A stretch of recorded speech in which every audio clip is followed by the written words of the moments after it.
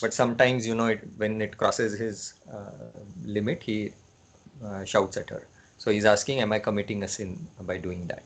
So Swamiji replied, O learned and devoted servants of God, your shouting is not a sin since it is logical.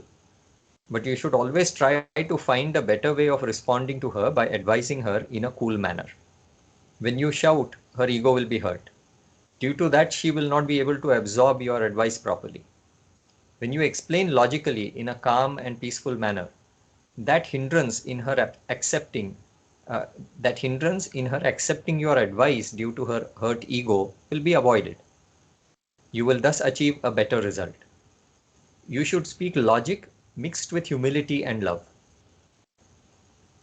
The next question is from Miss Amudha, and she is asking, what should I do if I have consumed non-vegetarian food after avoiding it for a couple of years? So she's describing the incident. She's saying, I'm sorry, Swamiji, I did a huge mistake. Kindly help me refrain from it in the future.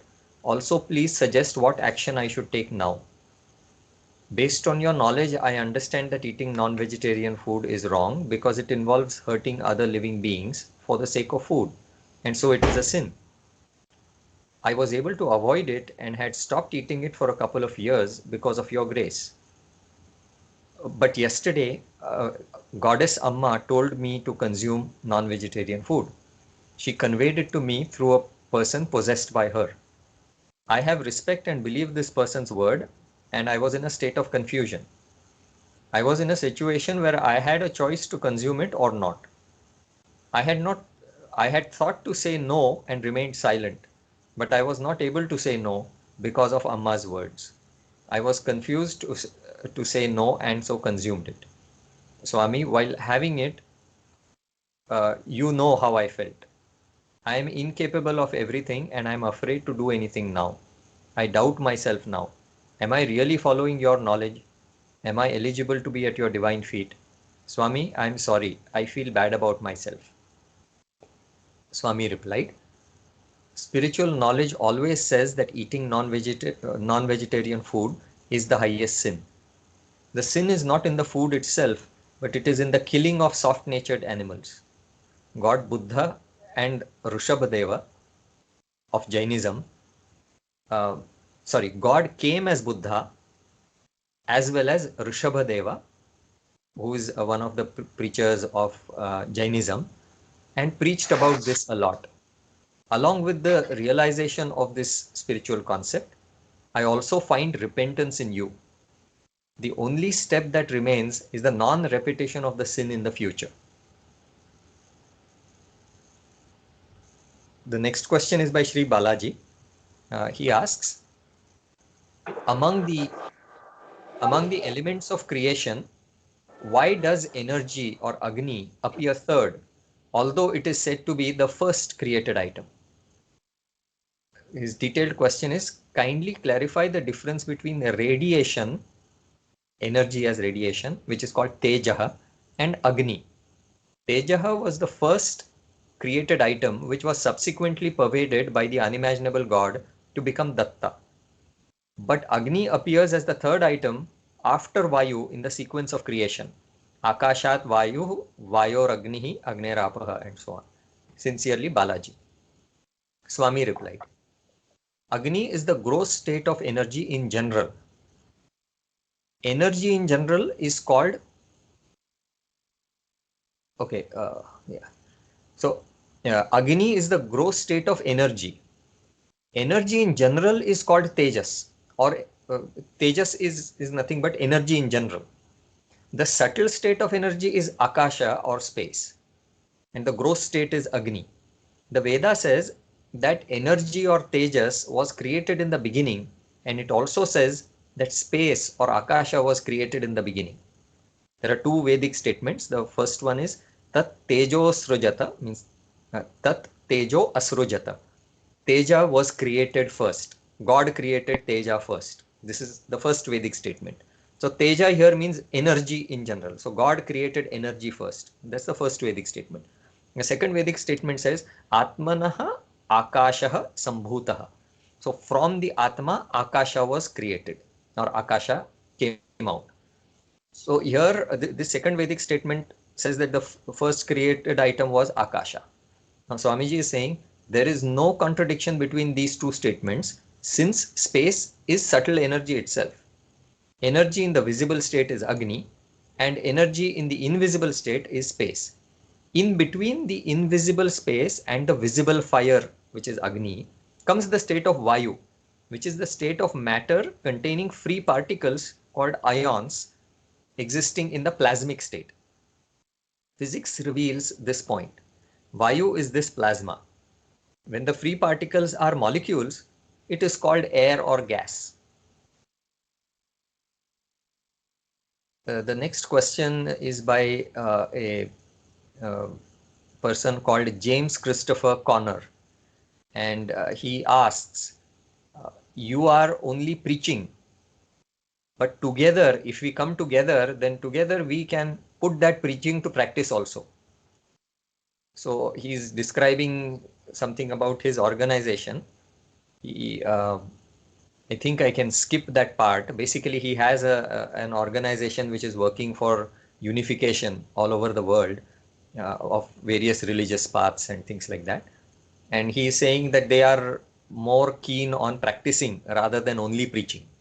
So he's saying that I am offering you a partnership so that we can work together.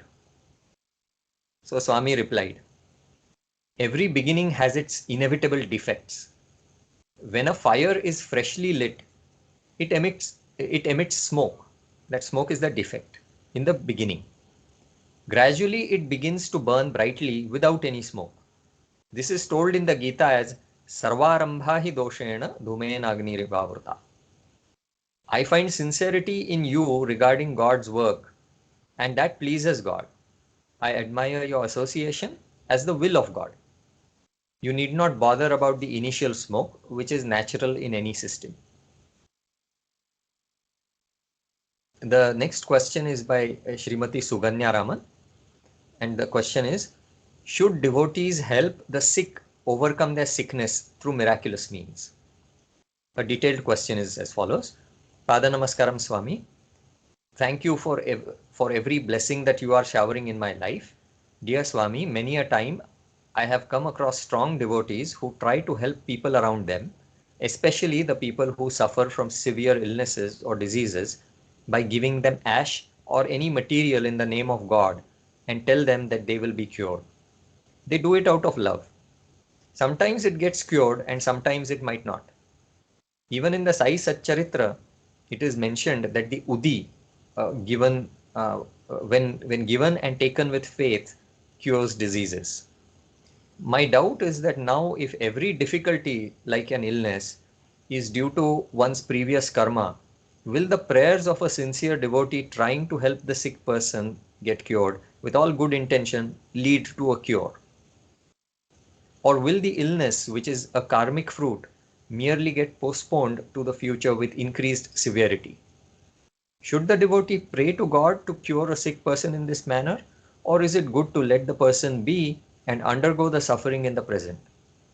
For the cure to happen, is deep devotion of the praying devotee alone enough? Also, if true devotion means aspiration-free devotion, then is wishing for the cure of another person's illness also considered to be an aspiration on the part of the sincere devotee? At your lotus feet, your servant, Suganya Raman. Swami replied, this concept is a mixture of all vegetables cooked as food. That food is spiritual knowledge. The final decision lies with the ultimate God. Whether the fruits of the soul's bad deeds are given to the soul in the form of a disease leading to continuous suffering, or whether they are postponed with interest, or whether they are cancelled due to the soul's reformation, depends on the decision of God.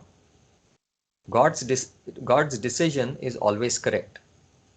Whether the soul is really reformed or not, the omniscient God alone knows it. But be sure that God never uses his omnipotence without a proper justified reason.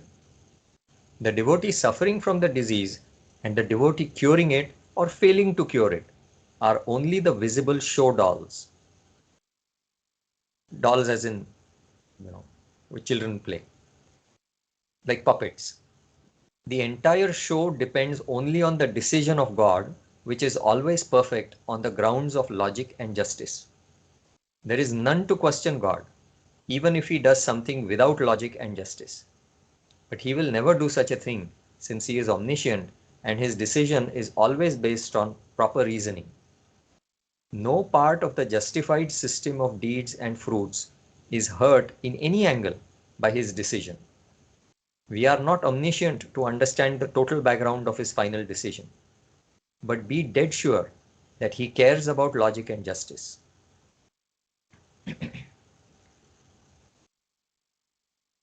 Now, this is the next set of questions which were asked on, which Swamiji answered on January 30th, 2021. The first one is by Aradhana, and the question is actually quite, appears to be incomplete. Find out his location of missing person. And Swami replied, what do you mean by this? Obviously, there was no clarity in her question. The next question is by Guru Maheshwaran, and he is asking, please guide me on the spiritual path to attain immortality and self-realization. Swami replied, O learned and devoted servants of God, the soul is already immortal and the body is always perishable. For what do you require immortality? Self-realization means understanding your own capacity so that you will clearly understand that you are not God because yourself is neither omniscient nor omnipotent. The next question is by Akudo. Will you help me interpret my dreams if I tell them to you? Swami replied, most dreams are insignificant because they are just reflections of the thought impressions acquired by you during the waking state. The next question is by Amuda. How can I overcome the negativity in my mind and hold on to your feet constantly? She describes her question in further detail. She says, Pada Namaskaram Swamiji, you have blessed us with unconditional love, given infinite grace and a blissful life. You are the creator, maintainer, and destroyer of all. I am nothing without you. You have provided a lot of opportunities and are holding us every nanosecond. But I am not doing anything in terms of studying spiritual knowledge, and it is my own fault. Why am I not able to hold on to your feet constantly? I am in a state in which I feel heavy in mind. I am doing nothing. I have no interest in anything. I am just passing my time playing with communication gadgets. I do not know what is wrong with me. I have many thoughts in my mind about my mother, relatives, and friends. The mind is so heavy. Is it because of my bad qualities or deeds, or due to my ego, or due to some other reason? I do not know. I am in such a state of mind that I am wondering why I am still alive. What is the use of it? And I have the feeling that I want to be alone. A lot of negativity is there in the mind about myself, and I am unable to overcome it. Please forgive me if there is any mistake in my way of asking this question to you. At your divine lotus feet, Amuda. Swami replied, keep your mind stable by engaging in some activity of your interest. If you have a liking for spiritual knowledge, that is the best. Because it is the grace of God alone that can save us at any place and at any time. The mind will be unstable if it is not engaged in some systematic activity. Knowing one's own defects is a good sign. It gives us an opportunity to rectify those deeds. At the same time, brooding over the defects continuously is also not good for mental health. The past is past. The second that has passed can never be brought back. The analysis of that past second must help us in the present second and in the future second. If that is not happening, the analysis of the past is only a waste. And it is also harmful for the present and the future. If you cannot concentrate on spiritual knowledge, at least you can concentrate on a systematic worldly life, which is pravritti. You should either be on this middle level of worldly life, which is like the earth, or you can be in the sky of spiritual life, which is nivritti. You should never fall downward to the unethical and non-spiritual life. Since you have true love for God, God will certainly help you in your worldly life, pravritti, as well as your future spiritual life, nivritti. The next set of questions is which Swamiji answered on January 31st. The first question is by actually a bunch of people, starting with Anil ji, Shri Anil and Anthony, and Dr. JSR Prasad ji, as well as Bharat. So I will read the question first. The question is, to what extent can we cross Maya, the strong illusion created by God? Maya is the strong illusion created by God. So to what extent can we cross it? That is the question. And this is based on a discussion that happened in the satsang. So I'm going to read out that discussion. So this discussion started off in response to Kumari Mohini's question about Maya, Mahamaya and Mula Maya. So Shri Anil Anthony asked, Swami, is Mula Maya itself the awareness of God? Then Professor JSR Prasad asked, is the term Mahamaya the same as the concept explained in the Gita as Prakrutim Swamadhishtaya Sambhavamyatma Mayaya? This is a particular statement from the Gita. So is the Maya mentioned in that Gita statement the same as that? Then Bharat Krishna asked, I have read from Shri Ramakrishna Paramahamsa's biography that with his blessing, Swami Vivekananda was able to experience this whole creation as energy. His experience was so intense that he could not even sense his own body. Is this true, Swami? If so, does it mean that Swami Vivekananda had crossed Mahamaya with the blessings of his Guru? Swami replied,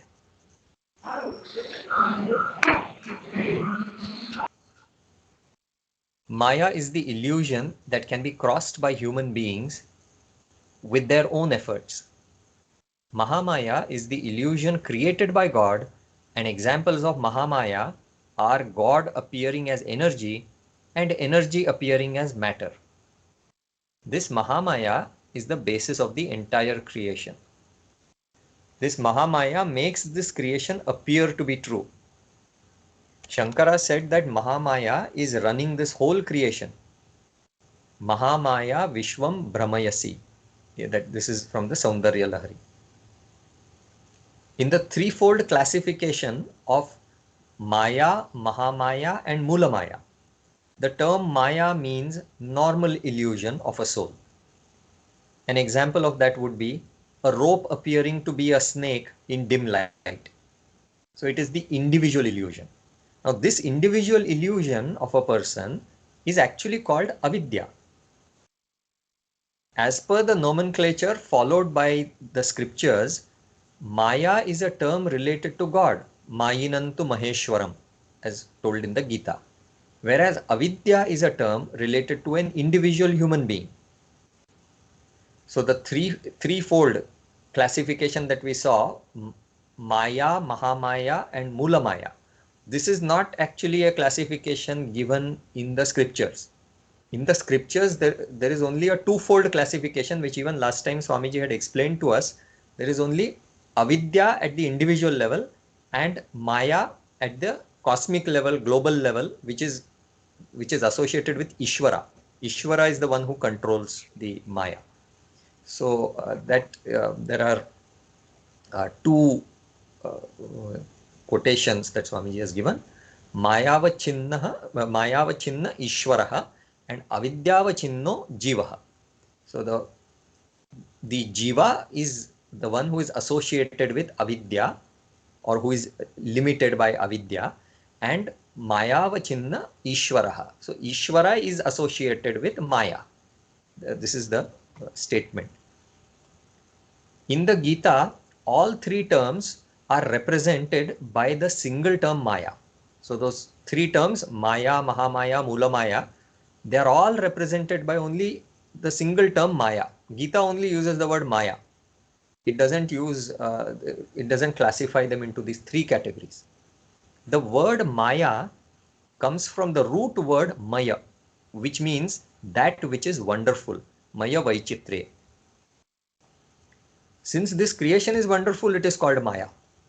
Mayantu Prakrutim Vidhi, says the Gita. Prakriti means creation. And Maya is Mayantu Prakrutim Vidhi. You know Maya to be Prakriti itself. That is what Lord Krishna is saying in the Gita. Why? Because it is wonderful. Creation is wonderful. So any item that is wonderful can be called as Maya. Wonderful meaning in miraculous. The word Maya can also mean that which does not exist. But this does not exist applies only for God, because Ya Ma Sa Maya. That which is not means that which has no existence is called Maya. This is a second definition for Maya. The first definition for Maya is that which is wonderful or miraculous is called Maya. This is the first definition. The second definition is that which does not exist is called Maya.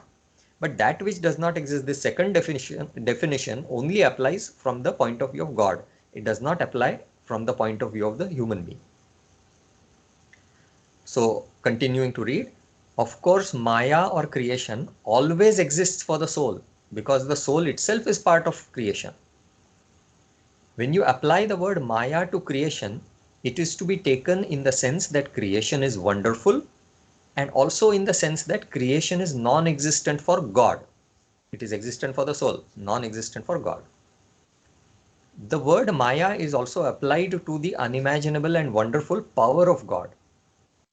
It is from this unimaginable power of God alone that this creation has evolved. Since two unimaginable items cannot coexist, both the unimaginable God and his unimaginable power must be taken to be just one item. When we read the verse in the Gita, Mayantu Prakrutim Vidhi, it has two meanings. The first meaning is that the world is wonderful. The second meaning is that the wonderful and unimaginable power of the unimaginable God is the root cause of this world. So I will repeat it. Mayam tu prakrutim vidhi. That statement has two meanings. The first meaning is that the world is wonderful. Why? Because Maya means wonderful. So Prakriti is wonderful. This is the meaning, the first one. The second meaning is that the wonderful and unimaginable power of the unimaginable God is the root cause of the world. These two meanings arise because the word Prakriti has two meanings. The word Prakriti itself has got two meanings. The first meaning of the word Prakriti is creation directly. The second meaning of Prakriti is that which is the root cause. Prakrutir Mula Karane. Prakriti is also that which is the root cause. So the Gita says that the unimaginable power of God can never be crossed by human beings. It is said Mama Maya Duratyaya, means it is extremely difficult or nobody can cross it actually. But elsewhere the Gita also says that Maya can be crossed by the grace of God. Maya metam tarantite. So the Gita is apparently saying these two conflicting things. One is that my Maya cannot be crossed. Bhagwan Krishna is saying my Maya cannot be crossed. And he is also saying my Maya can be crossed with the grace of God. So these two seemingly conflicting things are there. So it means that Maya cannot be crossed unless the soul gets God's grace. By itself, the soul cannot get it. When the Gita says that Maya can be crossed by the soul, the word Maya in that context can be taken to mean avidya. Avidya, which is the individual ignorance. That avidya can be crossed by human beings. In this context, that word Maya can be understood to be just an alternative word for avidya. Note that even to cross avidya, God's grace is required, since God's grace is required for anything to happen. In the context of the other statement from the Gita, which says that Maya cannot be crossed, the term Maya can be taken to mean Mahamaya. Mahamaya cannot be crossed by a soul, can never be crossed by a soul, basically.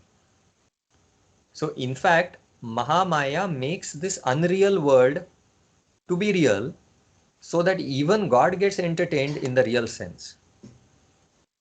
So this concept is a little bit difficult, and this has been introduced for the first time by Swamiji. I don't think any other philosophy has brought in this point with such great clarity. What Swamiji has said is, although creation is unreal from the point of view of God, because God is the absolute reality, and He created the creation which is actually unreal for Him. It is non-existent for Him. But that which is non-existent, that definition of Maya, that which does not exist is Maya. So that non-existent creation, He granted reality to it. If He does not grant reality to it, He will not get complete entertainment. When you watch a movie, you get entertainment, but your entertainment is little bit less because you know it is unreal. If in the movie it is raining, you are not practically experiencing rain, right? So there is a difference between it is a virtual reality and we are in the real reality. But God has God has created this movie of creation, and He has also made it real. So that is the real wonderful concept that Swamiji has given for the very first time. I have not, I don't know if anybody else has come across this concept. At least I have not come across this concept any time before. So first time he has given it. Okay, so I'll repeat that sentence. In fact, Mahamaya makes this unreal world to become real, so that even God gets entertained in the real sense. He gets complete entertainment. By watching the movie, you will get some entertainment. But like I said, you cannot experience the rain which is falling, on your body. So it is not real entertainment. It is less than the reality. The entertainment that you get by watching the movie is less than the reality. But in the case of God, creation appears to be completely real to Him. Actually it is non-existent, but because He is unimaginable, He is able to grant reality to the creation. So even though the world by itself is unreal with reference to God, it becomes real to God due to His unimaginable power. As a result, even God experiences this unreal world as real, and He gets full and real entertainment from it. From the standpoint of the soul, creation is always real, and Maya, which in this context we mean Mahamaya, can never be crossed. No soul can realize matter to be energy in practical experience. No soul can realize energy to be the unimaginable God, because the unimaginable God can never be realized by any soul.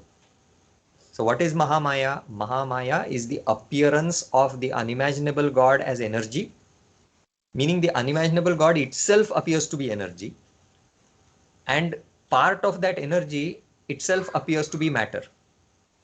So that is Mahamaya. It's a cosmic level illusion. All souls are under that illusion, and no soul can cross that. Now, you might argue that a physicist may say that, oh, I know that matter is energy, but in practical experience, you cannot realize that. So the solidity of matter still appears to us. Actually, that solidity is illusion. The solidity of a solid lump of matter is actually an illusion. It is solid is actually mostly vacant space. This part also Swamiji has explained previously. If you try to poke a solid with a finger, it appears to be solid, but the reality is that the volume occupied by the atoms is actually negligible, and mostly the atom is free space. Okay, there's just empty space. So really speaking, your finger should penetrate it, but it doesn't. Okay, it resists. So you have that impression of solidity, which is only an illusion, but you cannot overcome that. Practically, you cannot overcome it. Only in a miracle, the human incarnation can overcome that. We cannot. So continuing further, only the unimaginable God can realize Himself. So even energy can disappear in His view, but energy will never actually disappear. Because the unimaginable God never wishes to remain alone without creation. Because if energy disappears, then what happens? We come to the stage before creation, which was ekaki. God is alone. Then there is no entertainment for him. Because he was alone and he had no entertainment, he created the world. So that is not going to happen. Never going to destroy energy completely. The first energetic incarnation, Datta, will never disappear and will always remain, since that is the wish of the unimaginable God. The first energetic incarnation and the space occupied by him, which is called Parama Vyoma, the ultimate space. Vyoma means space, Parama means ultimate or highest. So that highest space, which is the space occupied by the first energetic incarnation, Datta, will always continue to exist eternally. Hence, the disappearance of energy and the appearance of the unimaginable God alone can never happen. Therefore, crossing Mahamaya is permanently impossible for the soul. Crossing Mahamaya is also permanently absent in the case of the unimaginable God, because he also does not destroy matter and energy. He may destroy matter so that it becomes energy, but he never destroys energy. Although the unimaginable God can cross Mahamaya, he never wishes to cross it. Even in the final dissolution or Mahapralaya, this entire gross creation only gets converted into a very subtle state of energy, but it never becomes totally absent. If God wishes, even Mahamaya can disappear, but God never wishes so. Therefore, by using the word avidya instead of Maya, we can use the term Mahamaya for the unimaginable power of God, the unimaginable power of the unimaginable God. When the separate term called avidya is used to mean individual illusion that can be crossed by the soul, the word Maya can be used to mean Mahamaya. Then only two terms remain, namely avidya and Maya. The third term called Mula Maya means the root reason. Mula means the root. So Mula Maya means the root reason for this wonderful creation, which is Maya, the Mula of the Maya. When God said that he incarnates using his Maya, so this is with reference to Professor Prasad's question, Sambhavamyatma Mayaya, it refers to the process of the unimaginable God merging with the imaginable fertilized embryo in the womb of the mother, which is also an unimaginable process. How God merges with a human embryo, that is an unimaginable process. So that Sambhavamyatma Mayaya, God is referring to that. The word Maya in this word denotes the unimaginable power of God. Since both the power, which is Maya, and the possessor of the power, which is the Mayi, is the controller of power, that is God, are unimaginable, both Maya and Mayi are one and the same. They are the unimaginable God called Parabrahman. That completes that question. Shri Bharat Krishna asked the next question. Can there be boredom in true love or devotion? Is there any difficulty in understanding this topic? It was a little hard, I know. Perhaps if you have difficulties, Paniji is also there. We could try to solve it and we can note down any question that you have, and then when Swamiji comes, he will answer.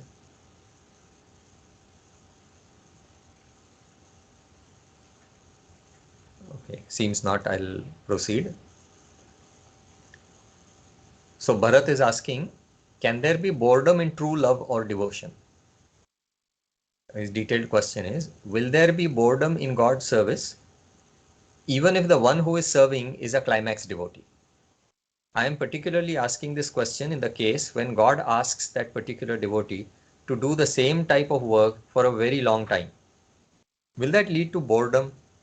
Is there a possibility of boredom in true love or devotion? Swami replied, if the love for God is real, and if the devotee is indeed a climax devotee of God, boredom can never appear in the devotee. The devotee may be bored by himself or herself, but is never bored with God. Such a state happens only when the devotee is at the climax of devotion. Reaching this stage is not possible for all ordinary devotees. The next question is by Srimati Anita Renkuntla. She asks, if the upper worlds are meant only for the enjoyment of the fruits of one's deeds done on earth, why do souls there need the preaching of energetic incarnations? She is explaining in detail. The human incarnation preaches spiritual knowledge to humans on earth to uplift them or to reform them, because people here do wrong deeds and accumulate sin. Energetic incarnations in the upper worlds are meant only for energetic souls. Actually, the upper worlds are meant only for enjoyment. They are bhogalokas. And, and no new... can somebody mute, please? Thank you. So actually the upper worlds are meant only for enjoyment. They are bhogalokas, and no new deeds or karma can be done there. Therefore, there is no question of doing sins or bad deeds. Please tell me if I have misunderstood anything. Based on my above understanding, I have the following questions. Then why do energetic souls worship or pray to energetic incarnations? Secondly, do energetic incarnations also preach to souls in the upper worlds? Thirdly, Lord Dattatreya is said to be worshipped in the three lokas, Triloka Puja. Is he not the Lord of 7 lokas? Why mention only 3 lokas? There are actually 7 lokas. Actually, there are more, Swamiji will say. Swami replied, the upper worlds are certainly meant for the enjoyment of good and bad deeds for souls coming from earth. Apart from these souls coming from earth, there are also energetic beings permanently residing in the upper worlds. Such local residents of the upper worlds are called angels. These angels need spiritual guidance, and hence energetic incarnations preach to these souls in the upper worlds. The souls coming from earth are not permanent residents of those upper worlds. These earthly souls reside in the upper worlds only for a temporary period, like visa holders in a foreign country. Even these earthly souls get the opportunity to hear the preaching of the energetic incarnations there. We find some classes of ethics and morality conducted even for prisoners in this world. This case is similar. The soul carries that knowledge with it when it comes back to earth. There are actually 14 worlds, and the upper worlds above earth are pooled together and called the upper world. Similarly, the lower worlds below earth are pooled together and they are called the lower world. Earth is in the middle and is called the middle world.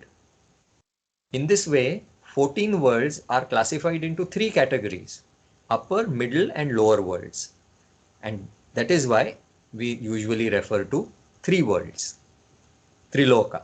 Triloka means upper, middle and lower. The total number of worlds is 14. Actually, then after that there is Goloka, which is the 15th. And another one which Swamiji has mentioned before, another one created by him is the 16th world, which is Datta Sevaka Loka. The next question again by Srimati Anita Renkuntla. If Lord Dattatreya had already entered into you in your mother's womb, then why did he again merge into you in Sri Shailam? But detailed question is, Swami, you have said Datta existed in me even when I was present in my mother's womb, but I was not aware of it at that time. You also said that when Datta merged in you at Sri Shailam, it was practically experienced by you. Now I am not able to correlate the above 2 statements. If Lord Datta was already there in your body, then what is the hidden meaning of his merging with you again? Is it for preaching spiritual knowledge? Swami replied, knowledge is obtained on the basis of 2 authorities, namely perception, which is called as Pratyaksha Pramana, and secondly, through inference, which is called Anumana Pramana. God Datta appearing before my eyes at Sri Shailam belongs to the authority of perception, since it took place before my eyes. The knowledge that God Datta had merged with me in the womb of my mother was based on the authority of inference. After my birth, and after I had grown up a little, I heard my mother telling some people that she was seeing temples and holy places of other religions in her dreams every night while I was in her womb. From this, I inferred that God Datta must have merged with me while I was in the womb of my mother. Several other incidents also led to the same inference, that God Datta had merged in me. One of them was that on the day of my birth, two black magicians who were killing people in my village through their black magic suddenly died. Another incident was that my father tried to teach me Sanskrit, and after teaching just 8 verses from the Sanskrit epic Raghuvamsham, I started understanding and explaining the Sanskrit verses from the 9th verse onwards. As a child, I also used to recite spontaneous poetry in Sanskrit, and I even wrote 100 books on philosophy in Sanskrit by the age of 16. Everybody understood that all these were divine miracles of God. When God Datta had already merged with me in the womb of my mother, what was the necessity for him to demonstrate the merging once again? There was a need to demonstrate the process of merging uh, of God with a human being to become a human incarnation. In this spiritual knowledge spoken by God Datta through my mouth, the main concept is that of the contemporary human incarnation. Since I have studied science, I do not believe anything without the proof of perception. So this merging of God with the human medium was practically demonstrated by God Datta. When God merges with the human incarnation to become an when God merges with the human medium to become an incarnation, the unimaginable God does not disappear from his original position. In the imaginable world, when one item merges with another item, the first item disappears from its original place. But in the process of incarnation, God becomes the medium by merging with it, and he also simultaneously remains in his original position, as told in the Veda, Satyatyaccha Bhavat. Sat means the original God, Tyat means the medium. So that God who was Sat, he also became Tyat. It does not mean that Sat disappeared and only he became one with Tyat. That is not the case. Original God did not disappear to become one with the medium. Original God remained in his position and he also merged with the medium. How can that happen simultaneously without the first item disappearing? How can it merge with the second item? It can only happen with God's unimaginable power. It is to say that God is unimaginable. We cannot explain how that happened. So Swamiji is saying further, I am clarifying this additional point because you may ask a new question about this point, about God, how God actually merges and did he disappear from his original position? Okay, the next question is by Srimati Suganya Raman. Is the fear of hurting one's ego the root cause of all fears? She is describing it, saying, this question is about fear and ego. I feel most sins happen out of fear. The fear of losing may cause us to cheat in order to win or to feed one's ego. The fear of failures may push one to follow some illegal methods to succeed.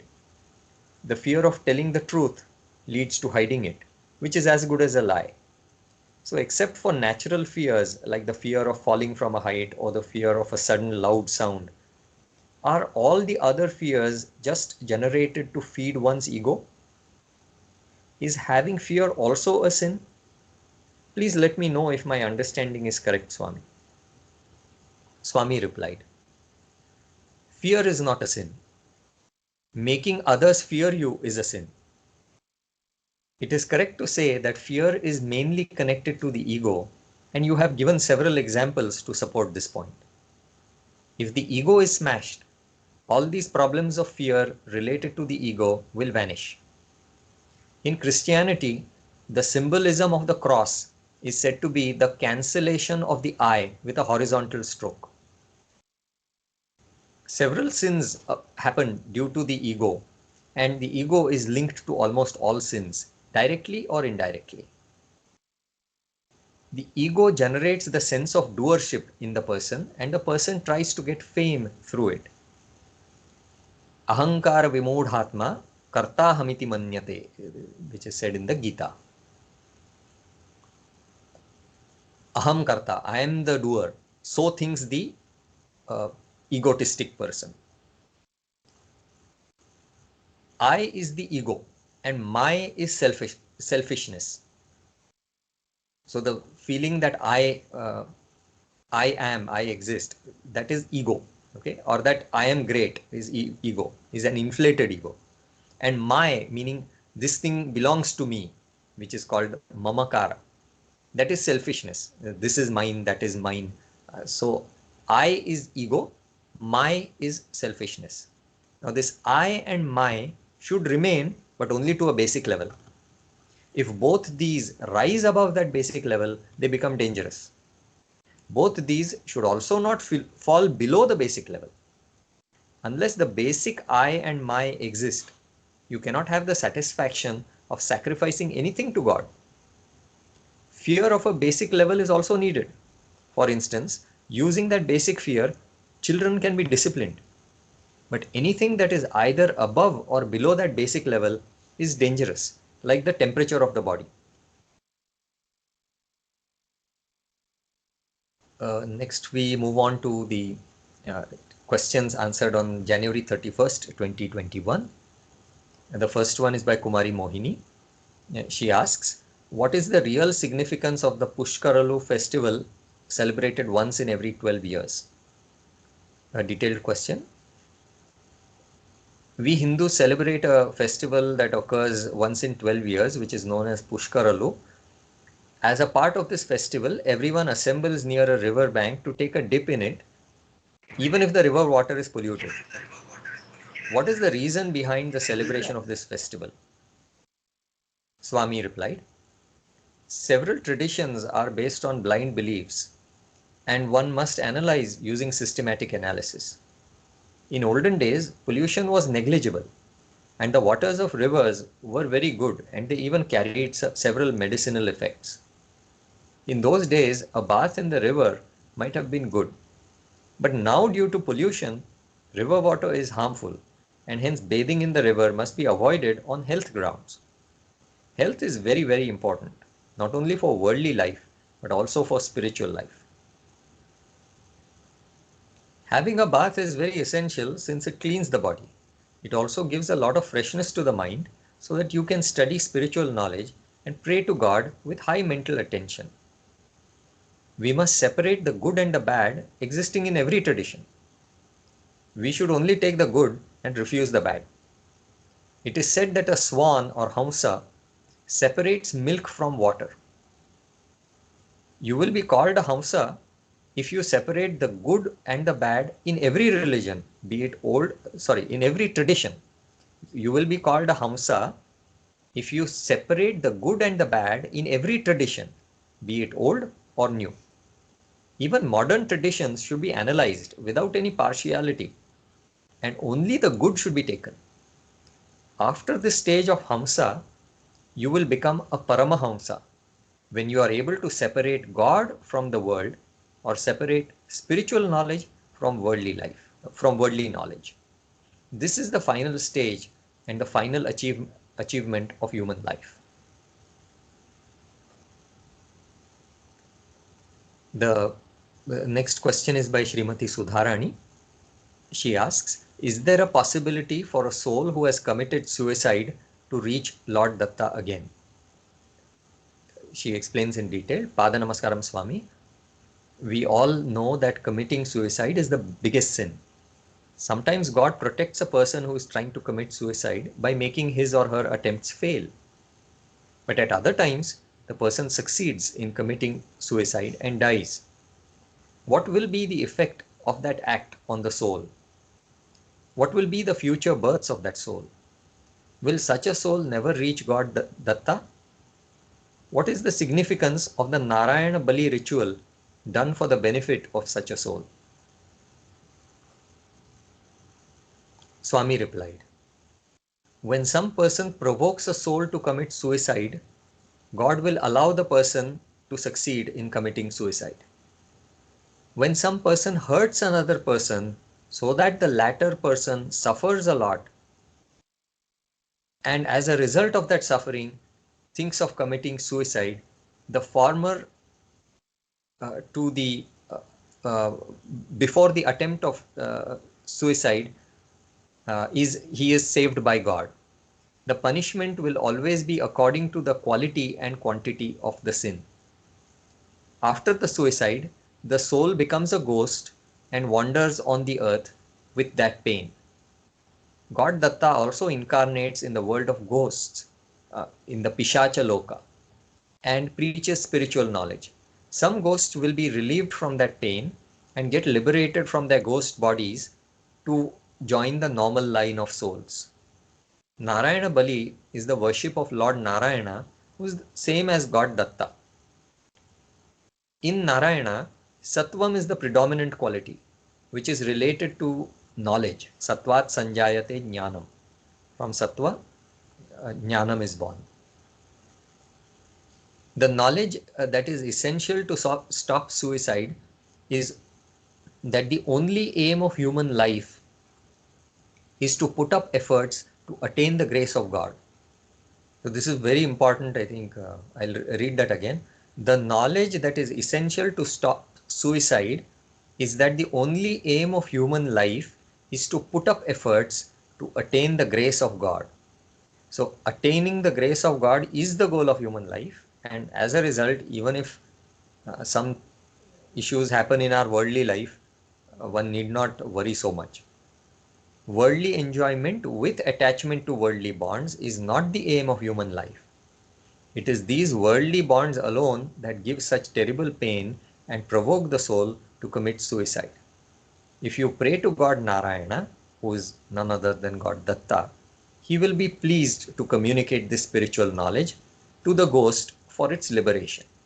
Narayana Bali is nothing but your sincere prayer to God Datta. The next question is by Kumari Lakshmi Trailokya. Whenever a desire comes to my mind, should I express it to God? She is describing it. Pada Namaskaram Swami, you taught us that we should not show over intelligence before God because the Supreme God knows even the innermost hidden thoughts inside our mind. My question is, how can we talk with God in our mind? How can we be honest and sincere? Suppose I have a desire in my mind and I want to suppress it because I do not know if it's really good for me. God obviously knows what is good for me and He will give me the best. Whenever any desire comes in my mind, should I tell it to God or should I just ignore it and continue to learn spiritual knowledge?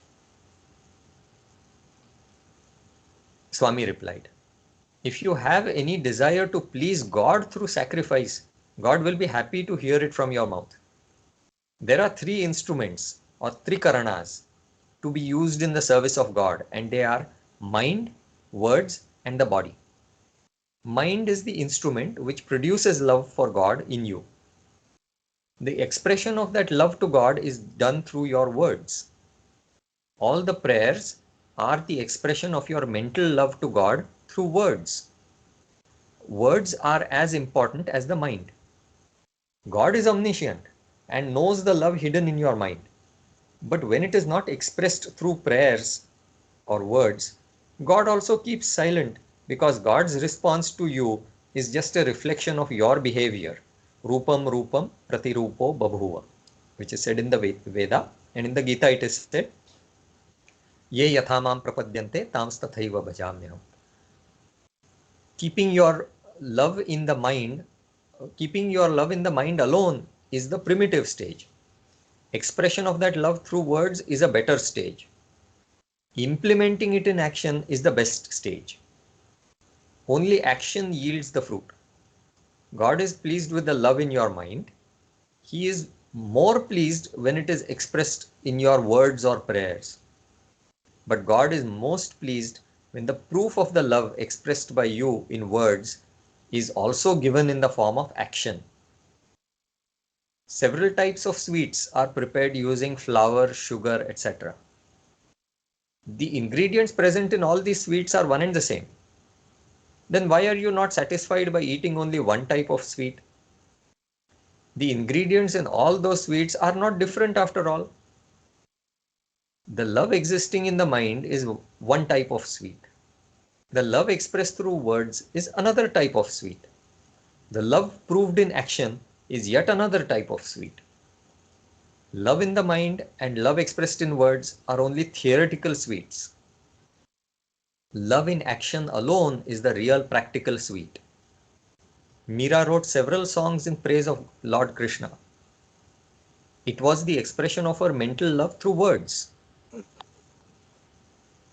When love is expressed in words, such prayers help other souls also to develop their love for God. If you hide your love in your mind alone, it just becomes personal and it does not help others. If you keep wonderful spiritual knowledge only in your brain, it helps you alone. But when that wonderful spiritual knowledge is expressed in writing or speaking during the propagation of the knowledge to others, not only you, but others too are benefited. Next, we come to the questions answered on January 31st, 2021.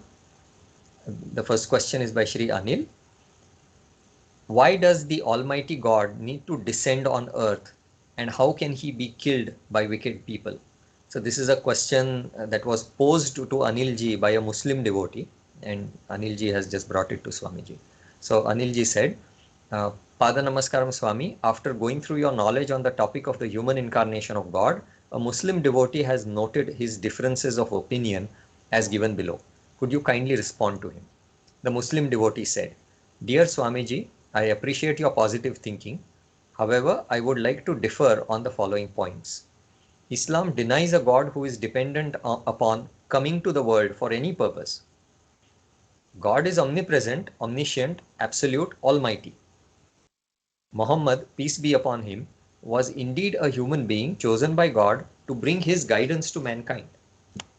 He had the highest form of traits and knowledge from God. According to the Holy Quran, Jesus, peace be upon him, was never killed but raised up by God to safety, only to return along with Al-Mahdi, Kalki, Maitreya, Sayoshiyant to establish the first ever rule of God all over the earth. Islam denies a God who can be killed by a wicked human being. God is almighty and all powerful. We are all from that God, and to him we shall return. He is absolute and does not need any helper or support. He is independent of any limits or bounds. Swami, kindly give a response to this. Swami replied, Jesus did miracles and also preached excellent spiritual knowledge. He raised a dead person to life. Can anybody kill him against his wish? When the ear of a soldier was cut with a sword, Jesus attached that ear back in the correct position. Krishna also did several miracles and preached spiritual knowledge called the Gita. The unimaginable God merges with the selected human being, and the result is the human incarnation. The human incarnation also has the properties of a human being, but those properties are related to the medium and not to God, who is the possessor of the medium. Even the house of a king gets damaged if a thunderbolt falls on it. His house is also his house is also just like the houses of other people. God, the possessor of the medium, will not interfere with the properties of the medium. The electric current does not interfere with the properties of the wire through which it passes. Hence, the properties of the medium should not be mistaken to be the properties of the possessor of the medium, which is God.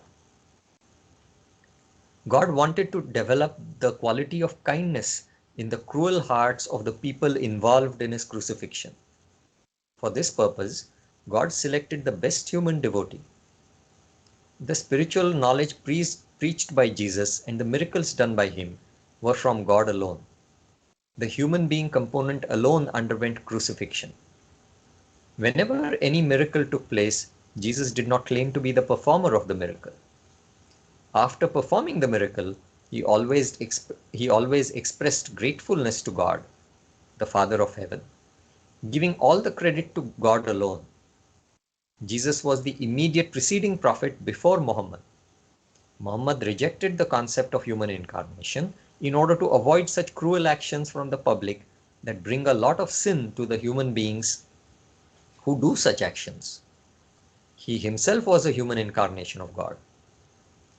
In view of the level of cruelty of the surrounding devotees who were affected by ego and jealousy, he thought it was better to put himself at the lowest level, which is the level of a messenger of God.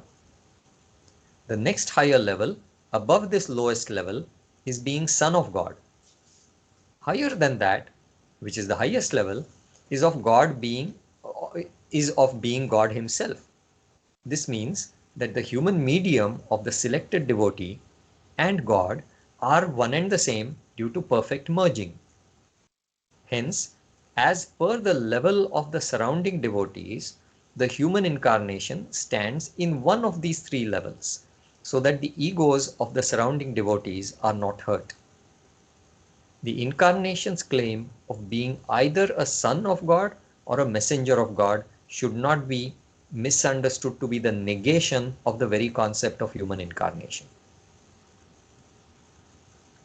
The next question, again by Anilji. If Jesus was already God, why did God speak from the heavens saying that Jesus was his beloved son? So this is again somebody else's question. Anilji is asking in detail. Could you please respond to this person I came across on the internet? He asked why God said, within quotes, "This is my beloved son in whom I am well pleased," close quotes. If Jesus already knew, so why did God say this when Jesus already knew that he was God? So this voice came from the heavens as if God is speaking from heaven when Jesus got baptized by John the Baptist. So the question is that if God was present inside Jesus, why would God speak from outside? That's the actual problem of this questioner. So Swami replied, there are two components in any human incarnation. The first component is the God component and the second is the human being component. The God component in Jesus also existed outside due to his unimaginable power. We've seen in a previous discourse that how God remains in his original place and yet he enters into the human incarnation, the medium of the incarnation. So although God was present in the body of Jesus, he was also present outside. So I'll repeat that sentence. The God component in Jesus also existed outside due to his unimaginable power. The Veda says that when God merges with the devoted human being component, God continues to exist in his original position, which is that original God is Sat, and also simultaneously becomes the medium, which is Tyat, Satchatyachya Bhavat. Hence, God can speak from outside while also being inside Jesus. Jesus knew very well that he was God, but others present outside did not know that he was God. They thought that he was only a devotee, and for the sake of such people, God spoke from outside. Jesus also cooperated with this context of the people around him and only behaved like an ignorant devotee. The next question, again by Shri Anil. Will Jesus forgive Satan if Satan repents? Swami replied, anybody, including Satan, who follows the three steps of reformation, which are realization, repentance, and non-repetition of the sin, will certainly be excused by God.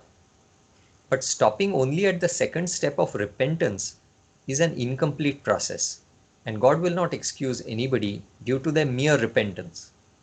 If they do not follow the third step of non-repetition, then they will not be excused. Actually, realization which is Jnana Yoga, and repentance, which is Bhakti Yoga, are only theoretical steps. And the non-repetition, which is the final step, non-repetition of the sin, is the practical step, which is Karma Yoga.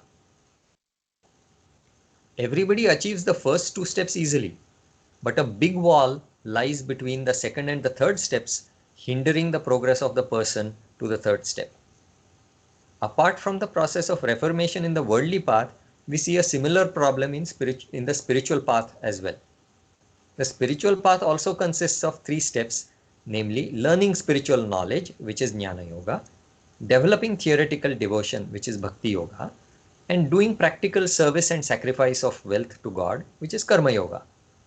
The goal, which is attaining the real grace of God, depends on the third and final practical step, which is Karma Yoga. Without this third step, the spiritual goal is not achieved. After achieving the first two steps of Jnana Yoga and Bhakti Yoga, achieving the first two steps of Jnana Yoga and Bhakti Yoga is relatively easy. Both these steps are theoretical. Upon achieving them, one can be useful in propagating that divine knowledge and devotion to the world. But succeeding in the final practical step of Karma Yoga is difficult. There is a benefit in the propagation of spiritual knowledge, in that the knowledge and devotion, when it is propagated to the world, allows the devotee to practically digest that knowledge and develop stronger devotion. This in turn allows the devotee to overcome the barrier to succeeding in practice, which is Karma Yoga. The final divine fruit is attained only upon successfully completing the practical step. The next question, again by Shri Anil. Does a soul get to choose the body in which it will be reborn? Swami replied, the psychology of the soul, consisting of the specific combination of good and bad qualities, causes the soul to be born in a specific place, in a specific body, which are congenial to its psychology. Similarly, when God incarnates, his wish decides the place and body of the devotee into which he will incarnate. Next question, again by Shri Anil. Can we reach heaven if we sacrifice our life to save another person? The detailed question is, can we still get to heaven if we give up our life to save others? For example, if we push someone to prevent him from getting hit by a truck, but in the process, the truck hits us and we die. The Swami replied, suppose the person pushed aside and saved is a bad person, and the person who gave up his life in order to save him was a good person. Then such a sacrifice of one's life is a sin, because the good person could have helped the world in many ways if he had stayed alive. Instead, the bad person who was saved will now harm the world in several ways. One should also count oneself as one among all the souls in the world, and only then decide what action is to be taken in the situation mentioned by you. Your own self should not be degraded with reference to other souls in the world. The next question, again by Shri Anil. Why would God be interested in human beings when any person is like a mere grain of sand on a beach? Swami replied, when a child is born, the child is also a mere grain of sand on the beach compared to the great personalities of its parents. Then why do the parents take utmost care of their children? When the children grow, the parents show lesser care because the grown-up child knows its responsibility and can take care of itself. Your question itself contains the answer. Care is taken by God, since the soul is a grain of sand and not a hill. This care of God for the soul increases further if the soul is a downtrodden sinner. Jesus said that a patient alone requires the help of a doctor and not a healthy person. God enters into this world taking up a human medium to attend to only such serious patients. Of course, God the doctor advises devotees who are like healthy persons also, to maintain their health and improve their health so that they can become stronger.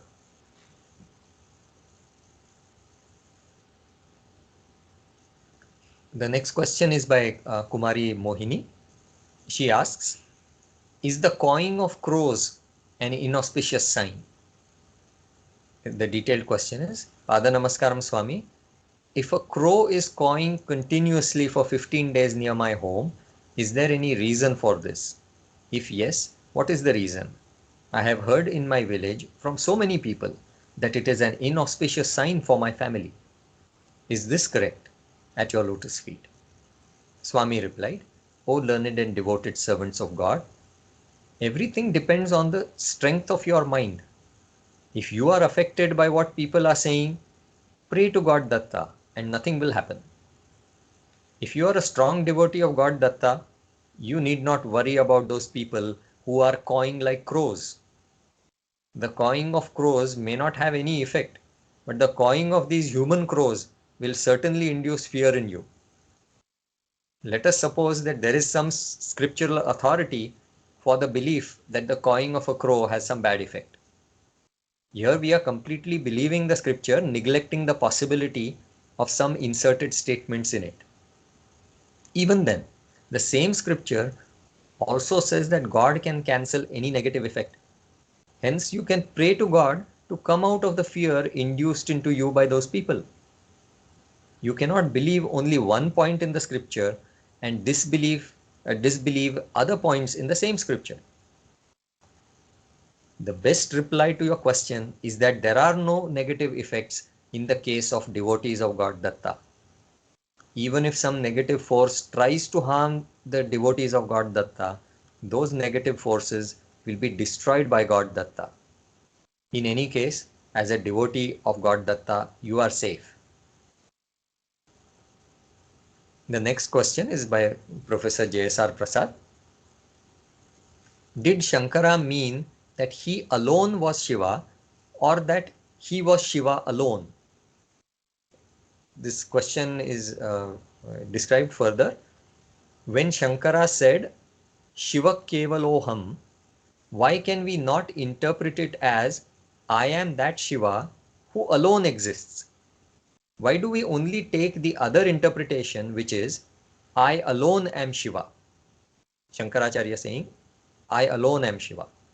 The word Kevalaha, which means alone, could be an adjective of Shiva, and uh, instead of taking it to be an adjective of I or Aham. So Swami replied, if the first version proposed by you is correct, that is, alone is an adjective of Shiva, then every soul denoted by the word Aham should be able to drink molten lead like Shankara. So there is a context of this. Shankaracharya drank wine and said, since I am Shiva, the wine doesn't affect me. So his disciples also drank the wine, saying the same thing.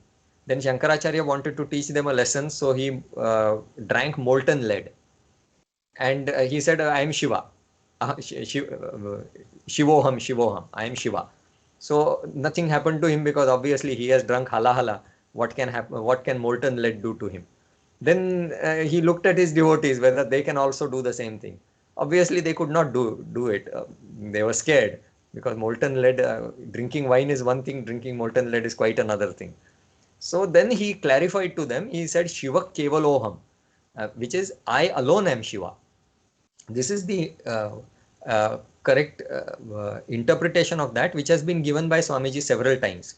But now Prasadji is asking, can we not interpret that Kevala, can we not consider it to be an adjective of um, of uh, uh, of Shiva instead of Aham? So where Shankaracharya is saying that I am Shiva alone, I am nothing other than Shiva, meaning this body and all that is not me. I am only the ever auspicious Shiva. So can we not take it in that sense? In fact, that is the sense in which the Advaita followers usually take this statement. They don't take it in the sense that Swamiji has given, because they want to always retain that concept that every soul is Shiva. So coming back to the discourse, so as per what Swamiji is saying is that, but the actual incident is that Shankara alone drank the molten lead, whereas the others could not drink it. So as per the context of the incident, the adjective alone can only belong to Shankara. Shankara is denoted by the word aham or I, because Shankara was speaking in first person. So he is saying, I am Shiva. So uh, that adjective can only, alone can only apply to uh, aham or I, which is Shankara. It means that Shankara alone can drink molten lead, since he alone is God Shiva. No one else can do the same, since they are not God Shiva. The adjective alone is not attached to the word aham denoting Shankara. Sorry, if the adjective alone is not attached to the word aham denoting Shankara, you could not have said that Shankara alone is Shiva, and hence he alone was able to drink the molten lead. Therefore, the incident that happened clearly supports that the adjective alone applies only to aham denoting Shankara. It means that Shankara alone is God and not other souls. Other souls are not Shiva. But in Shankara's philosophy, he said that every soul is God. He did this because there was no other way to convert atheists into theists. If you say that God who is different from the soul exists, the atheist will not agree to this. In the very first step, he will reject the philosophy. Shankara did say that every soul is God, but that statement made by him was part of a special trick using which he converted atheists into theists. The trick consisted of three steps. The first step was to convince the atheist that you are God. The second step was to convince him that you exist. And the third step was to convince him that hence God exists. Shankara made the atheist say with his own mouth that God exists. This trick, framed for the sake of atheists, is not meant to be misused by theists, whereby they start claiming to be God. A lie told to uplift atheists is not wrong. The mother says to her child that if it eats the food, the moon will come down. This is a lie, but the mother told it for the welfare of the child and not to harm the child. A scholar is only worried about preaching the truth, but a Sadguru or a divine preacher is worried about uplifting the disciples who are on the wrong path. He is not worried about whether he has to tell them the truth or a lie in order to uplift them. The scholar, on the other hand, only thinks about himself. The Sadguru thinks about uplifting the disciple. The next set of questions, again by Shri Anil. The question is, did Jacob actually wrestle with God in human form? And there is a passage from the Bible. Anilji says, Pada Namaskaram Swami. In the Old Testament of the Bible, in Genesis 32:22 to 32, there's an incident in which Jacob wrestles with a man who is supposed to be God, as per Jacob's own words. The relevant verses are given below. So this quotation from the Bible starts. The same night Jacob arose and took his 2 wives, his 2 female servants, and his 11 children, and crossed the ford of the Jabbok. He took them and sent them. Uh, he took them and sent them across the stream, and everything else that he had. And Jacob was left alone. And a man wrestled with him until the breaking of the day. When the man saw that he could not prevail against Jacob, he touched Jacob's hip socket, and Jacob's hip was put out of joint as he wrestled with him. Then he said, Let me go, for the day has broken. But Jacob said, I will not let you go unless you bless me.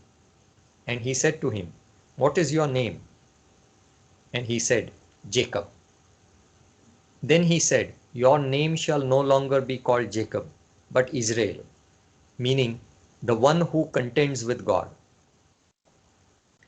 For you have striven with God and with men and have prevailed. Then Jacob asked him, "Please tell me your name." But he said, "Why is it that you ask my name?" And there he blessed him. So Jacob called the name of the place uh, Peniel, saying, "For I have seen God face to face, and yet my life has been delivered." Some interpretations say, so now Anilji is, the quotation from the Bible ends, Anilji is saying, some interpretations say that Jacob actually wrestled with God, while some others say that it was only an angel of God. If we go as per the first interpretation, why did God wrestle with Jacob, and why could he not win until Jacob's hip socket was dislocated by his touch? "At your divine feet, Anil." Swami replied, "O learned and devoted servants of God, some people think that a small miracle is done by an angel, whereas a big miracle is done by God. The truth is that every miracle is done by the unimaginable God alone. The quantitative aspect is immaterial, because irrespective of the magnitude of the miracle, the unimaginable nature is qualitatively one and the same. The miracle proves the existence of the unimaginable domain. This incident indicates the concept of human incarnation. The person with whom Jacob had wrestled and from whom he received the blessing was indeed the human form of God. So the time is 9:23. If there are any questions from the participants, we can have the questions. You can speak out the questions, and I know that on the WhatsApp group there have been quite some discussions. Sir, So hello, those, sir. yes. There are few questions. Huh. I'll read them now. Just give me 1 minute, sir. Yes. So when Bharat reads out the questioners who actually ask the questions, you can clarify if there is some, if you mean something else, then you please clarify that.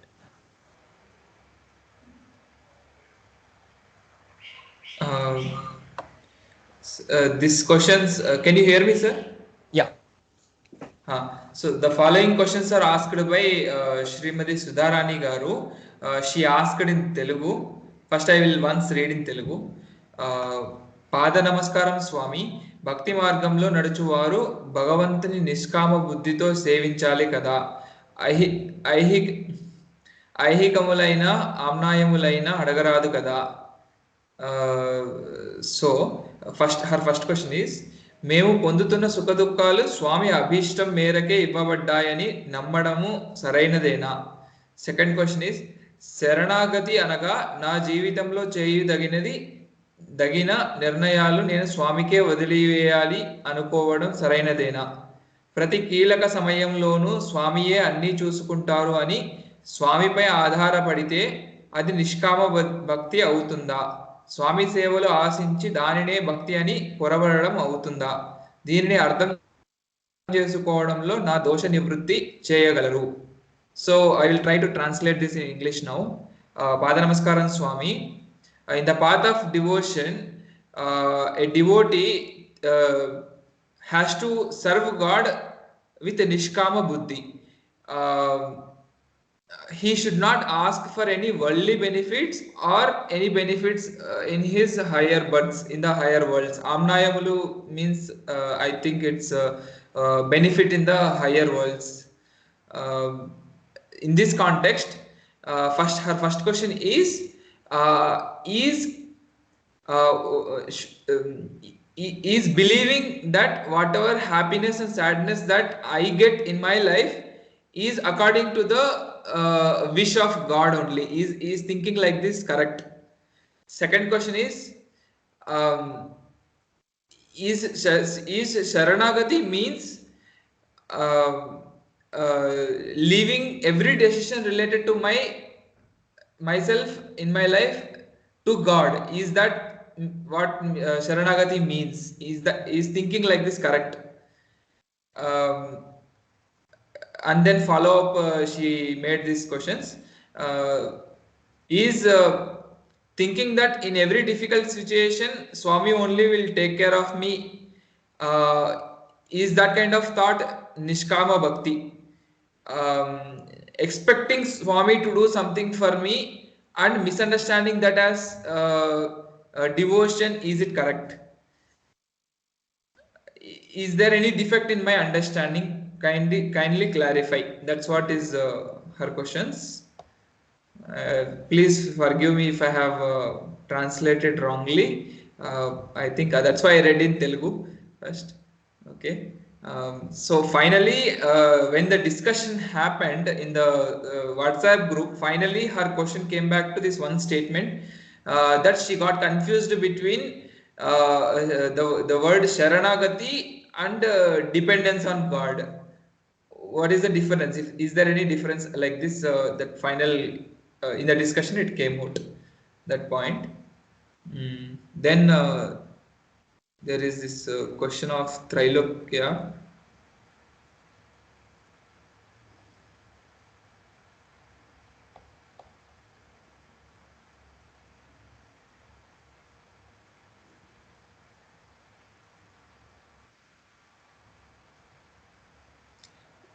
Trilokya's question is, what's the difference between having prema on God and having moha on God? I believe that lust is different from the above two words. That's her Trilokya's question. Those are the questions which have been discussed, posted in WhatsApp, sir. If anyone has any further questions, they may ask now.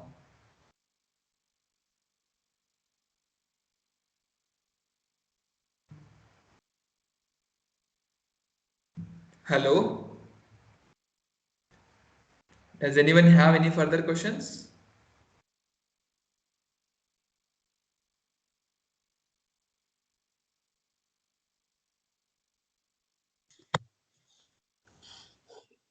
I think no one have. I think you can proceed for Mahimemana. Okay, okay, Anna. Okay. Ajay garu. Hello hello నమస్తే Yes, sir. Uncle. నమస్తే. వినపడుతుందండి? Yes, బాగా yes. వినపడుతుంది. Ajiga చెప్పండి. Start right. Okay. నమస్కారం స్వామి.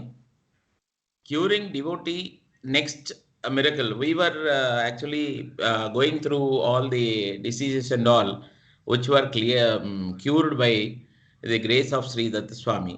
He has cured all the, till now we have gone through 5 miracles. This is the 6th of its kind. Curing devotee from brain hemorrhage and paralysis. Once Swami told, I worshipped Lord Shiva to get severe problems and difficulties so that my mind will run to God, and also since I was bored with continuous happiness like eating sweets continuously. God Shiva looked at me with highest amazement. From next day onwards, severe problems attacked me and I could develop perfect devotion to God. Happiness is your enemy and difficulties are your friends in spiritual path. The anger of God gives you materialistic happiness and grace of God gives you difficulties. After satsang on that day, devotees were given some sweet preparation after offering to God. While eating the sweet, Ajay thought that he was also bored with continuous sweets like Swami. Swami looked at him and smiled. That day evening, Swami was going by train and Ajay went to railway station to drop Swami. While the train was moving, Ajay was running on the platform by the side of the Swami sitting in the train. Swami suddenly told, be prepared. The chariot will come today to take away your wife. There was no time for Ajay to ask for the clarification as the train already picked up speed. That night, Lakshmi, wife of Ajay, was attacked by brain hemorrhage and paralysis and was suddenly rushed to hospital. Scanning was taken by doctors in which the nerves in the brain were cut and their fluid formed a mat, which will certainly lead to coma. Doctor said that The case is very critical, and Ajay told them, Swami is there for me. Doctors did not relish that saying of Ajay. After 2 days, Swami returned to Vijayawada, and Ajay fell on the feet of Swami, praying pitiably for the protection of Lakshmi. Swami replied, Oh Ajay, you are bored with sweets and wanted chilies. Within 2 days, you are praying again for sweets. Ajay realized and submitted apology for his wish against sweets. Lakshmi was brought to home since doctors expressed their inability to save her. Swami went to the house of Ajay on that Thursday and asked Ajay to attend his office from that day onwards. Ajay expressed his inability to go to office in such serious condition of Lakshmi. Swami told that Lakshmi will rise from bed and prepare food so that he can go to his office. Lakshmi arose from bed, walking fast into kitchen and talked fast. She was dumb till then. Swami insisted to take the scanning of her brain once again. It was taken, and doctors were astonished to see the nerves joined together and the absence of the mat. Doctor said, This is impossible in medical history. You have certainly that Swami with you about whom you were referring to us. Ajay did lot of practical sacrifice of money and also work for the sake of Swami. Swami always gives first place to Ajay in the devotees. Once, Srimati Bhavani, wife of CBK Murthy, asked Swami, whom you are taking to Brahmaloka, abode of God. Swami replied, the ticket of Ajay is confirmed. The ticket of Fani is in RAC, but it will be also confirmed in future since he has to do lot of my service. This question was put to Swami since on that day Swami sang the following small song spontaneously. For our sake and in our services only, those alone who suffered pain and loss shall follow us up to our Brahmaloka. Other gas masters are cut from the list. You can just imagine the level of devotion of Ajay to Swami. Swami's comment. She was a priest in temple of Lord Shiva in the past birth, in which she often hit the head of his assisting boy with his folded hand for small mistakes, and this is the result of that sin. Next miracle. My sincere this one, sir. Here, out of a this is out of this context. I have asked for this kind of problems in my life, thinking that I am also like Swami and all like that. We can also enjoy like that. Not like Swami, but I can also enjoy my this one. Till that time, how many pains Swamiji has taken, we don't understand. But I thought, let me enjoy this one, all whatever is there like Swami, so that I will be connected to God like that Swami has given. No, in the same way, I also thought. My sincere request for all the things, all the persons is, please think about ourselves and our level and ask No, whatever that. we want to ask. So I think that I will like to add some more points. Sir. Whatever that Swami gives, whatever the Lord Datta gives, we have to accept and have to obey. But Yes. wish of Swami, we cannot human incarnations. Whatever comes to, because he created this entire universe for his entertainment, for his enjoyment. So he's enjoying whatever comes to his. Whether it's a suffering or whether it's a happiness or joy, he can see sweets as well as heart in a similar way. But it is not possible for every soul that we can enjoy sweet and hot in the same way. So Exactly. better whatever my suggestion, better whatever that Swamiji is given to us, we should. That's what I realized. What we have to obey and have to go through, Yes. and we have My to sincere, serve the God. We have whatever He is, He's given to us. We have to follow. We have my, to just. My sincere feeling is also the same, sir. This is only I just wanted to express here because I am the example in before of all of you. So this is the thing. Please. Okay, one has to experience, Ajay Garu. One has to Yes. experience, and you share your experiences. But finally, I also, because I was also there, very near to you, and with Swami, I saw that miracle continue. I was there with you, and seeing that incident, so whatever I learned from that, whatever Swamiji gives, we have to. We need not say, but Swami can wish that I can. He wants some hot dishes, or he wants to suffer and enjoy. But it is not for possible for every soul. Okay, Yes, only. that is what. Please. Next miracle. Curing from heart attack. On one day, Lakshmi, wife of Ajay, prayed Swami to save her mother, Srimati Kameshwaramma, from the heart surgery that is going to be done next day for her heart attack. Swami told, death is inevitable for anybody who is born here. Leave this blind passion to your mother and divert it to God. She insisted, Swami. Swami told, all right, I will respond to your prayer. Since this is your first desire presented to me, next day, when doctors tested before operation on the request of Lakshmi, they were astonished to find no problem in her heart. Her mother lived for a long time after that. Swami's comment. This soul was a land revenue officer in the past birth and was collecting huge bribe from innocent public, and the result of that sin is this punishment through heart attack. Next miracle. Protecting Sri Lakshmi from several dangers. The first daughter-in-law of CBK Murthy, Sri Lakshmi, who was blessed with Sir, the sir, vision. sir, Sir. sir, you one word, one I think one word was missing over there. Actually, let me clarify that. Yeah, yeah. So Correct. Right, right. yeah, Please. when Lakshmi Garu asked about her mother to save, and Swamiji given the word to Lakshmi Garu to save her mother, and she, as long as she suffered a lot, but she never left her body, and she prayed. Lakshmi Garu went and prayed again.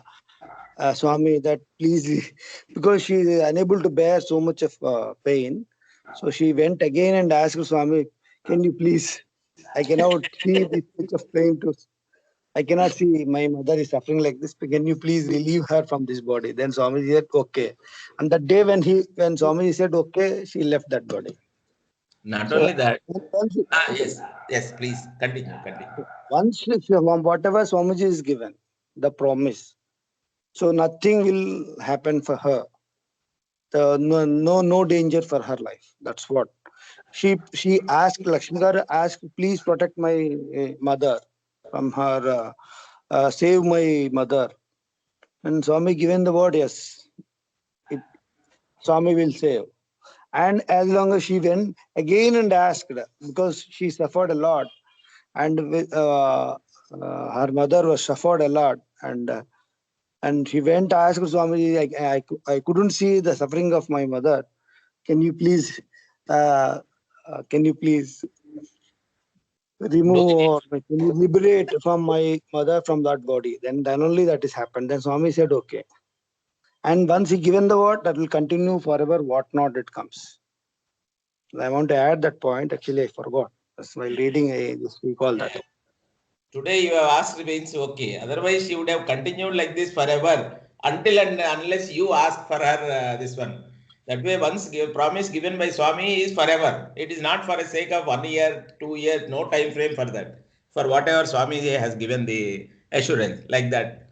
That is the point here. But Yes. we want to put that point also, sir. I forgot Yeah, to yeah. write.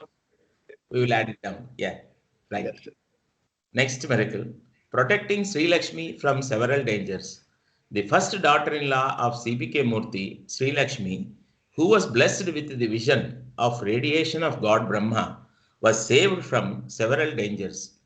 A. She was suffering with severe headache, which disappeared when Swami pressed her head with his hand. B. She suffered with severe throat pain, which disappeared when Swami touched her throat. Once she was seriously ill and was thought almost in the last stage. Swami took a stick in his hand, moving around the house throughout the night, shaking that stick to drive away the soldiers of Yama, deity of death. By next day morning, she was perfectly cured. Swami's comment. This soul was a lady in the family of farmers in North India. She was often beating her innocent cousin sister, and these problems are the punishments of those sins in this birth. Next miracle. Curing headache of my mother. Once my mother suffered with sudden and serious headache. Swami was there and told, I am taking that headache onto my foot, which was already hit by the hunter in my past birth. The headache of my mother immediately disappeared, and she saw a flash of fire coming out from her head and entering the foot of Swami.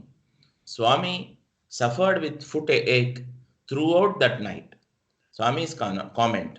She was also a government officer in the past birth, collecting bribe from innocent public, and this is the punishment of that sin in this birth. Curing cheek pain. The first daughter CBK of CBK Murtigaru, called as Shrutakirti, served Swami always by offering meals with lot of care and affection. Swami appreciates her devotion. She started suffering with severe pain on cheek. She fixed an appointment with a doctor in Bangalore. That day, Swami came to her house. Swami told, I will do that operation, don't worry. She thought that Swami will enter the doctor in Bangalore in future during the time of operation. That night, she got a dream in which Swami appeared and performed the operation of her cheek. Next day, the cheek was seen normal without any pain forever. Swami's comment. This soul was a king in the previous birth who slapped his minister for giving an advice not liked by him. This is the punishment of that sin. Namaskar, Swami. Jnanam veha vibhutirva. Swami is there? Yat kinchit darshitam maya sarvam datta ज्ञानं guroreva. वेद विभूरिं वा यत्किञ्चित् दर्शिनं मया सर्वं दत्तगुरोरेव चापल्यन्तु मम ध्रुवम्. Namaskar, Swami. Namaskar. Namaskar, Raji Garu. Shall we go for Bhakti Ganga? Yes, sharing. Yeah.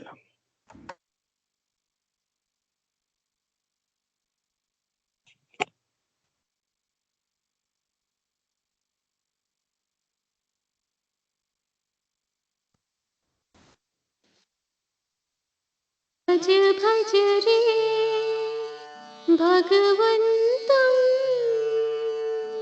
Harihar पुत्रम् अनन्तं भज भज रे भगवन्तं हरिहर पुत्रम् अनन्तं मणिकण्ठहारं केरलकुमारं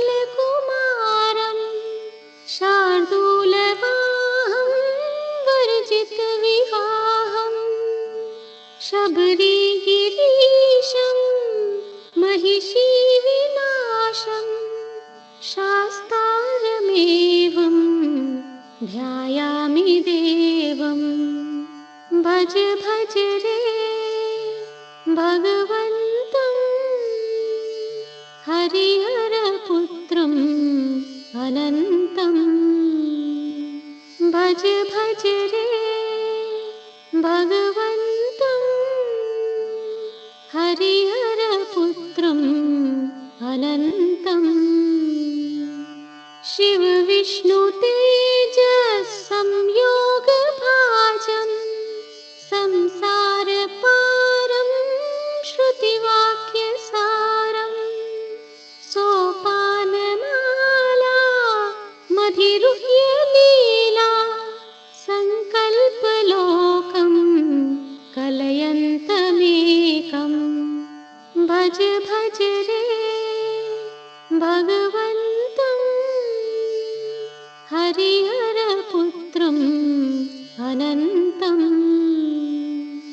भज भज रे भगवन्तं हरिहरपुत्रम् अनन्तम् एकैकवीरं सौन्दर्यमारं योगीन्द्रधीरं हृतभूमिभारम् पम्पाविहारं हृदयैकचोरं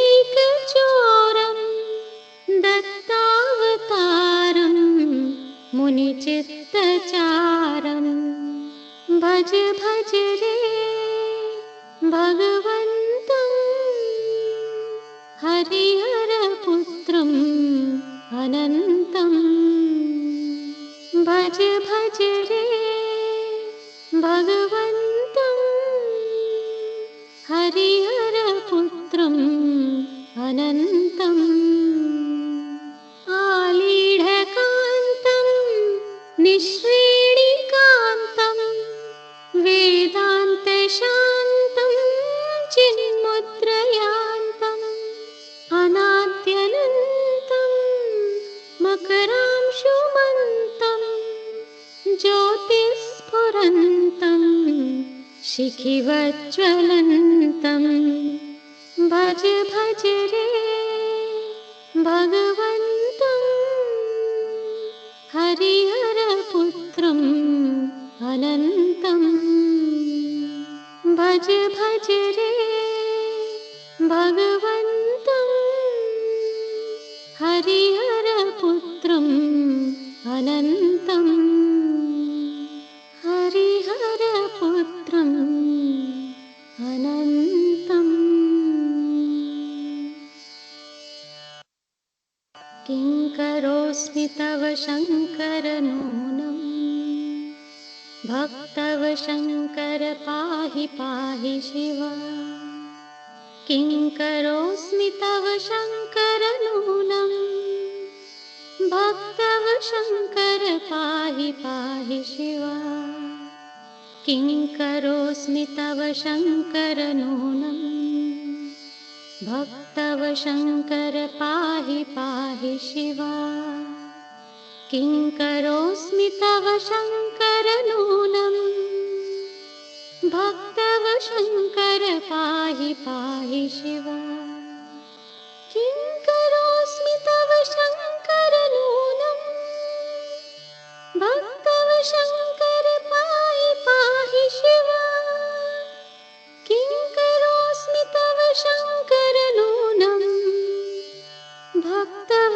शङ्कर पाहि पाहि शिव हिमांशुरेखा मुक्तावलीव जाटजूट मकुटोपरि भाति उष्णीषवस्त्रशेषवदेशा धवला तरला गङ्गाधारा किं करोस्मि तव शङ्कर नूनम् भक्तव शङ्कर पाहि पाहि शिव किं करोस्मि तव शङ्कर नूनम् भक्तव शङ्कर पाहि पाहि शिव मणिदीधितिमत्कालसर्पकुलम् इन्द्रनीलमणिहारच यः किं ललाटनयनं वह्निभिररुणं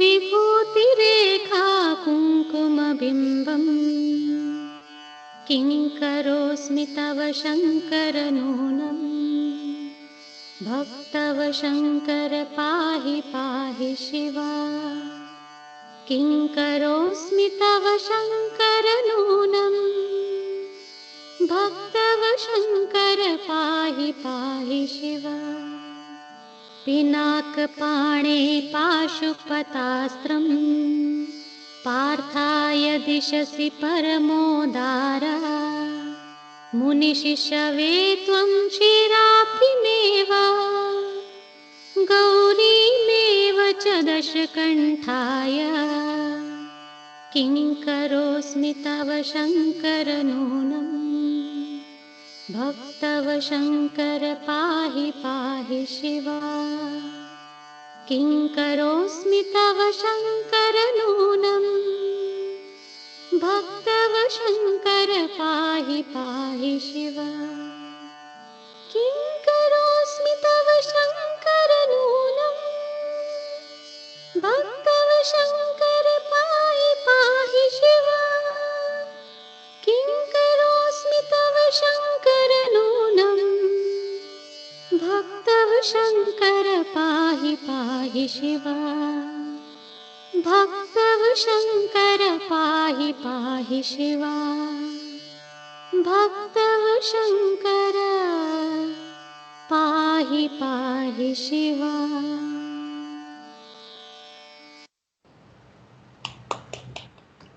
Excellent. There are Excellent, excellent. Really excellent. Super. Nikhil, 8 more minutes is still left. Shall we play some of the bhajan? Sure, sure. 1 second.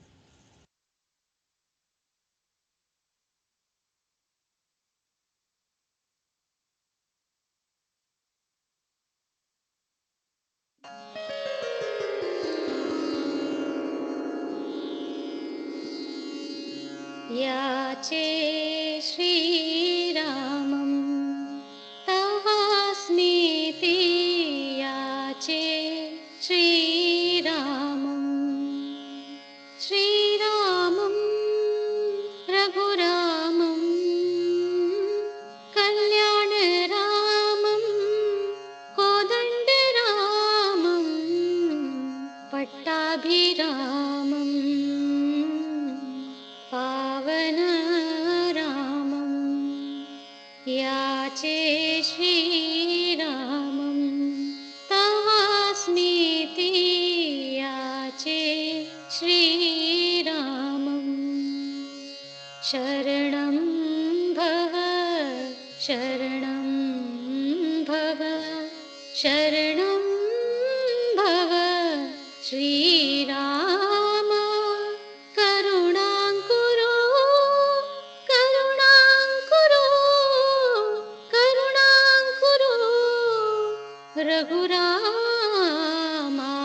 करुणाङ्कुरो Raghurama याचे श्रीरामं तवास्मीति याचे श्रीरामं तवास्मीति तनुविजितकामं हतदितिजस्तोमं नवजलदश्यामं मैथिलीवामं हनुमदर्चितं भरतपूजितं लक्ष्मणवन्दितं शत्रुघ्नसत्कृतं लक्ष्मणवन्दितं शत्रुघ्नसत्कृतं सीतासेवितं याचे श्रीरामं तवास्मीति याचे श्रीरामं दशरथात्मजं विपुलाक्षिवारिजम् एकशिलीमुख हतदशमुखभाजम् हंसारोपिता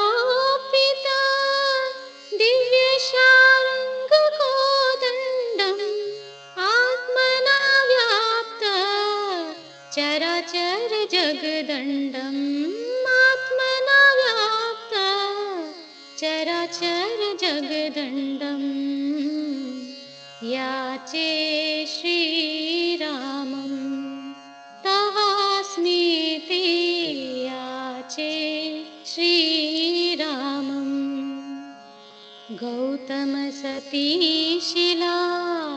शापविमोचनं शान्तविलोकनान्त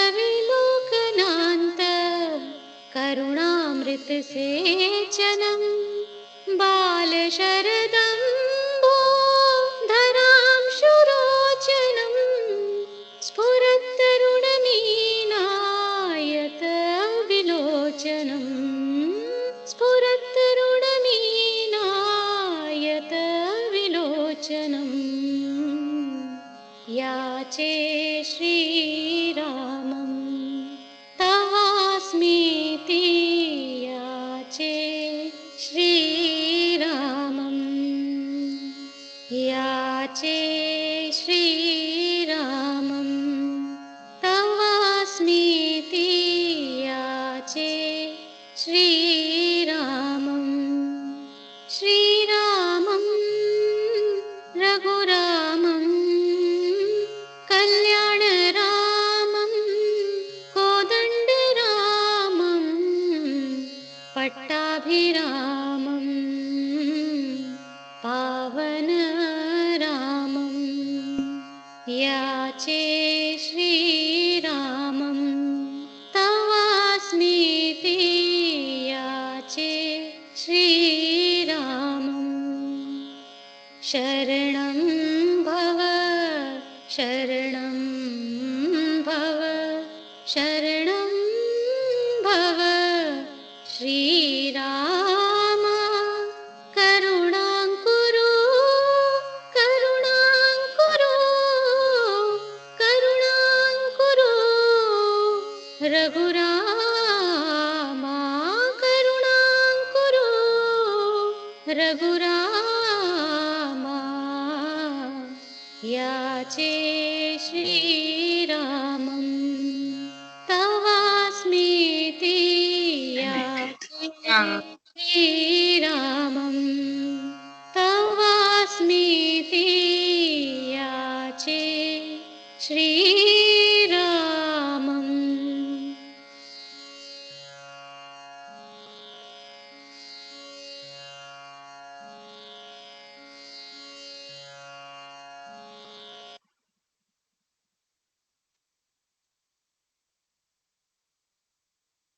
Excellently sung by Devi. Really wonderful. So, shall we conclude this? Today's satsanga went on very well, and so many wonderful answers given by Swamiji and narrated by Dr. Nikhil was excellently. And shall we conclude today, Nikhil? Yes, sir. Yeah. परब्रह्म समारंभां श्रीदत्तात्रेयमध्यमां श्रीदत्तस्वामी पर्यन्तां वन्दे गुरुपरम्परां सर्वविश्वन्यस्तपादपद्मायते वामहस्तालोलवेदशास्त्रायते ज्ञानसूर्यायते दत्तरूपायते श्रीवेणुगोपालकृष्णाय वन्दनं श्रीवेणुगोपालकृष्णाय वन्दनं श्रीवेणुगोपालकृष्णाय वन्दनं गुरुदत्त श्रीदत्त प्रभुदत्त पाहि मां विधिदत्त हरिदत्त हरदत्त रक्ष मां पाहि मां दत्त रक्ष मां दत्त पाहि मां दत्त रक्ष मां दत्त. नमस्कारं स्वामी. नमस्कार स्वामी. पादनमस्कारं स्वामीजी. पादनमस्कारं स्वामीजी. पादनमस्कारं स्वामीजी. स्वामीजी. पादनमस्कारं स्वामीजी. पादनमस्कारं स्वामीजी. नमस्ते स्वामी. नमस्ते स्वामी.